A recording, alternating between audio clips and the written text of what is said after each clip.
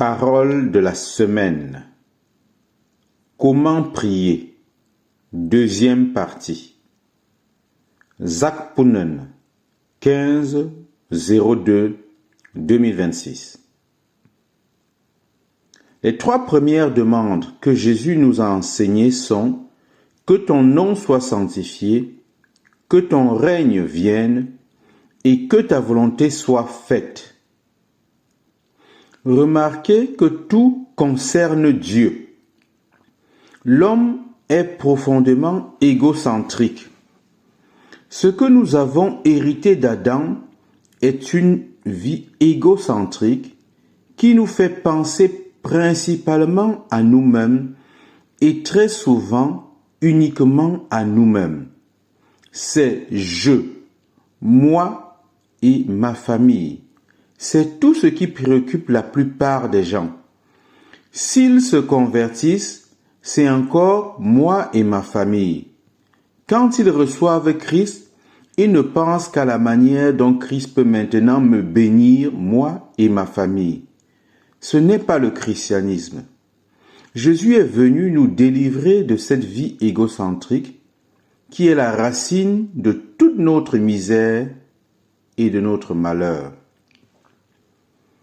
La raison pour laquelle la plupart des chrétiens ne peuvent pas se réjouir tout le temps est qu'ils sont centrés sur eux-mêmes. Quand quelque chose de bon leur arrive, ils se réjouissent. Et quand quelque chose ne se passe pas comme ils le voulaient, s'ils n'ont pas obtenu la promotion qu'ils attendaient, alors ils perdent leur joie. Pourquoi ? Dieu est toujours sur le trône, vos péchés sont toujours pardonnés, le diable est toujours vaincu, vous ne pouvez pas vous réjouir parce que quelque chose que vous vouliez, vous ne l'avez pas obtenu. Jésus est venu nous délivrer d'une vie égocentrique qui est la racine de tous nos problèmes. Pouvons-nous demander de la nourriture? Bien sûr que nous pouvons.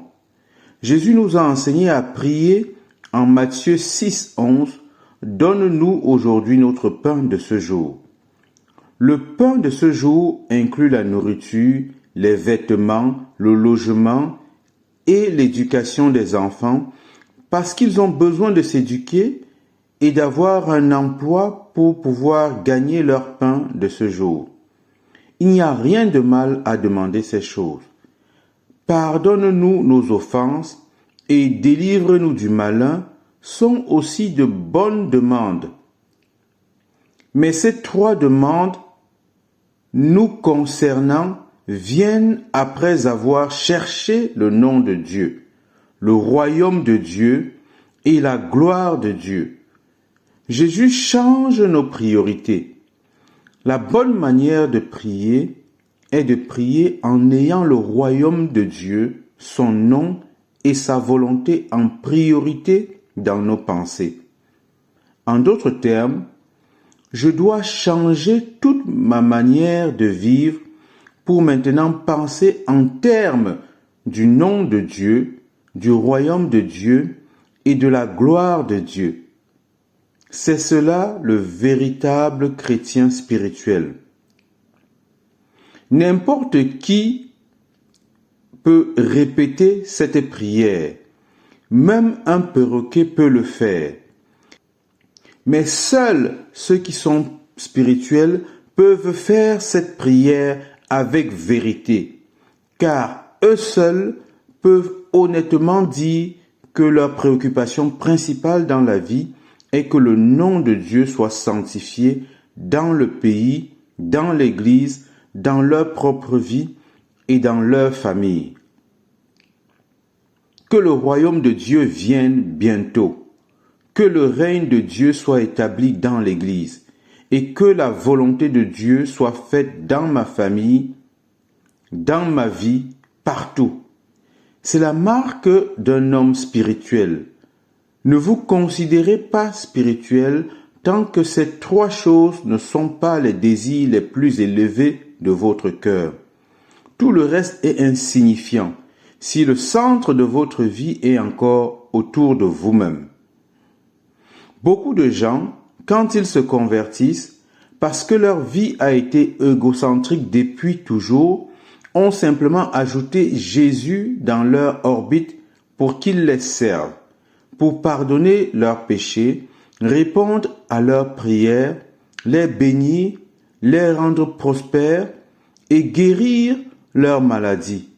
Ce n'est pas le christianisme. C'est une vie égocentrique avec de la religion ajoutée par-dessus. Quand Christ entre vraiment, nous nous repentons de notre vie égocentrique et Dieu devient le centre. Dans les 3 demandes nous concernant à la fin de la prière du Seigneur, Jésus mentionne des choses matérielles. Donne-nous aujourd'hui notre pain de ce jour. Mais il les relie à que ta volonté soit faite sur la terre comme au ciel. Je dis, mon Père, je veux faire ta volonté sur la terre dans ma vie exactement comme les anges le font au ciel, qui est une obéissance instantanée. Et pour faire ta volonté, j'ai besoin de santé. Alors donne-moi mon pain de ce jour. Êtes-vous en train de prier pour le pain de ce jour afin de faire la volonté de Dieu ou afin de faire votre propre volonté? Est-ce pour pécher ou pour plaire à Dieu? Notre prière devrait être « Donne-moi aujourd'hui mon pain de ce jour pour la santé et la force de vivre pour Dieu. » Une autre chose à remarquer est que dans toute cette prière, les mots « moi » et « mon » sont absents. N'est-ce pas intéressant que dans nos propres prières, vous trouverez « moi » et « mon » très fréquemment, mais dans la prière que le Seigneur nous a enseignée, ces mots sont complètement absents. Il dit « donne-nous ». Ce n'est pas seulement « moi, Seigneur ». Je pense aussi à mon frère. Il a besoin de son pain de ce jour. Pardonne-nous. Ne me pardonne pas seulement à moi, pardonne aussi à mon frère. Délivre-nous. Le véritable homme spirituel est un homme dont la vie est centrée en Dieu. Et quand il s'agit de se considérer lui-même, il pense non seulement à lui-même, mais aussi aux gens autour de lui, les autres qui font aussi partie de la famille de Dieu. Parce que Dieu est le Père d'une grande famille, il pense aussi aux autres. L'ordre approprié est Christ d'abord, et ensuite les autres, et moi ensemble, pas seulement moi tout seul. C'est ainsi qu'une personne spirituelle prie, pas seulement pour ses propres besoins. Il se soucie naturellement de ses enfants, mais il se soucie aussi des enfants de quelqu'un d'autre. Il ne les regarde pas de haut. Il n'est pas humainement possible de porter le même fardeau pour les enfants des autres que pour les nôtres. Nous devons être réalistes, mais nous devons avoir un peu de souci pour eux. Donne-nous ce jour notre pain quotidien. Pardonne-nous nos offenses comme nous pardonnons aussi à ceux qui nous ont offensés. C'est une demande importante. C'est la seule demande que Jésus répète à la fin. Il dit au verset 6-14, « Si vous pardonnez aux hommes leurs offenses, votre Père céleste vous pardonnera aussi. » Il est très important de comprendre cette condition, parce que Jésus lui-même l'a posée. Si vous ne pardonnez pas aux hommes, alors votre Père ne pardonnera pas vos offenses. Est-ce vrai ou non? Dieu retient-il le pardon quand vous ne pardonnez pas à quelqu'un d'autre pour ce que cette personne vous a fait? Absolument. il ne vous pardonnera pas si vous ne pardonnez pas aux autres. S'il vous plaît, rappelez-vous cela. C'est un principe fondamental dans la manière dont Dieu traite les hommes. Il nous traite comme nous traitons les autres. Si nous sommes miséricordieux envers les autres, alors Dieu est miséricordieux envers nous. Si vous pardonnez aux autres, alors Dieu vous pardonne. Nous l'avons vu en Matthieu 5, 7. Heureux les miséricordieux, car ils obtiendront miséricorde. Ici, nous pouvons dire, heureux ceux qui pardonnent aux autres, car ils seront pardonnés. Et ceux qui ne pardonnent pas aux autres ne seront pas pardonnés. Jésus a raconté une histoire à ce sujet pour l'illustrer clairement en Matthieu 18, 21 à 35. C'est une parabole très importante que nous devons comprendre. Il y avait un roi qui avait beaucoup d'esclaves et ils lui devaient tous beaucoup d'argent. Un homme lui devait 10 000 talents, ce qui représente quelque chose comme 1 milliard de roupies. Une dette énorme que vous ne pouvez jamais rembourser. Le roi a eu pitié de lui et lui a pardonné. Cet homme pardonné est sorti et a trouvé une autre personne qui lui devait 100 roupies. L'a saisi à la gorge et a dit, « Si tu ne me payes pas, je te traînerai en justice et je te ferai enfermer. » Et puis, il a fait exactement cela. Quand les autres esclaves ont vu cela, ils sont allés le rapporter au roi. Le roi a appelé l'esclave et a dit, « Esclave méchant, tu viens de me demander de pardonner ta dette et je t'ai pardonné. Ne devais-tu pas aussi avoir pitié de ton compagnon comme j'ai eu pitié de toi ?» Et il s'est mis en colère. Le roi a livré cet esclave au bourreau jusqu'à ce qu'il rembourse tout ce qu'il devait. En d'autres termes, cette dette pardonnée a été remise sur sa tête. Comment expliquez-vous cela? Dieu, qui nous pardonne, revient-il sur son pardon? Remet-il sur nos têtes les péchés qu'il a déjà pardonnés? Selon ce verset, oui. La Bible ne dit jamais que Dieu a oublié nos péchés. Il dit, « Je ne me souviendrai plus de vos péchés », ce qui signifie, « Je ne vous imputerai plus vos péchés ». Il n'y a aucun verset qui dise que Dieu oublie complètement. Moi-même, je ne peux pas oublier les péchés que j'ai commis. Alors comment Dieu pourrait-il les oublier? Non. Il sait toujours, mais il ne nous les tient pas rigueur. Cette parabole nous enseigne que si vous pardonnez aux autres, Dieu vous pardonne.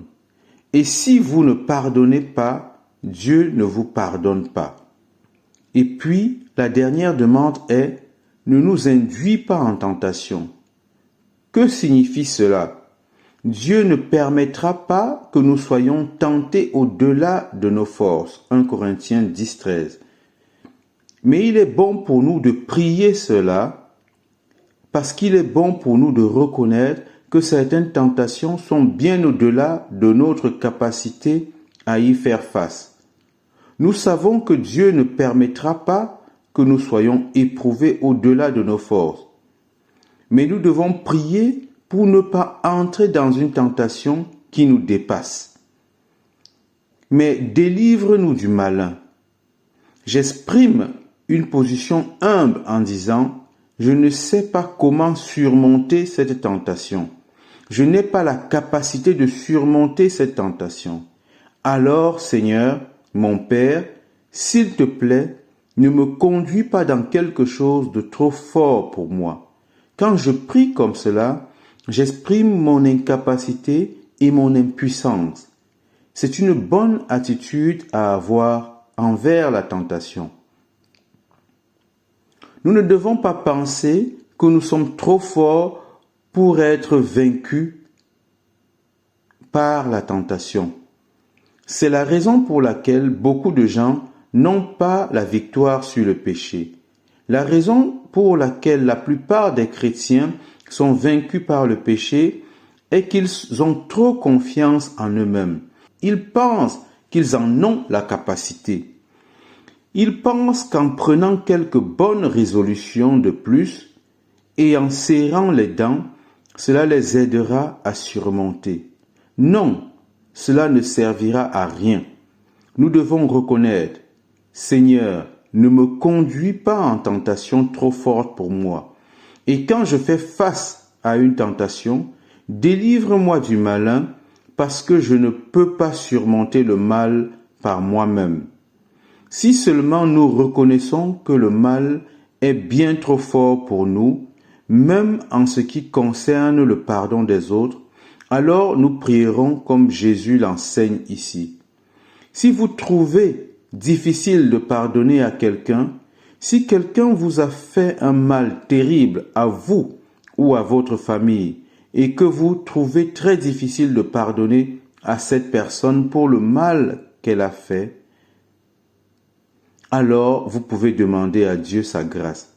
Dites, Seigneur, s'il te plaît, aide-moi, délivre-moi de ce mal qu'est un cœur qui refuse de pardonner. Je n'ai pas la capacité de pardonner à cette personne, mais je te demande de m'aider à lui pardonner. Cette prière est une expression de notre faiblesse et de notre dépendance impuissante envers Dieu. Et la foi est la confiance que Dieu m'aidera parce qu'il est mon Père qui est dans les cieux, qui a envoyé son Fils mourir pour me libérer de tous mes péchés. Romains 8, 32 dit, « Lui qui n'a point épargné son propre Fils, mais qui l'a livré pour nous tous, comment ne nous donnera-t-il pas aussi toutes choses avec lui ?» La prière se conclut en Matthieu 6, 13. « Car c'est à toi qu'appartiennent le règne, la puissance et la gloire au siècle des siècles.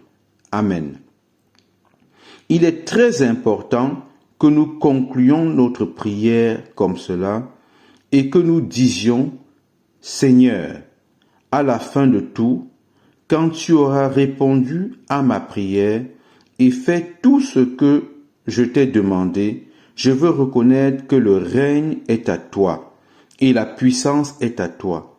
Je n'ai pas de puissance pour vivre cette vie. Je n'ai pas de puissance pour surmonter le péché. La puissance est à toi. Et quand je surmonte le péché, que la gloire soit aussi à toi. » Puis, la prière se conclut par Amen, ce qui signifie « Ainsi soit-il ».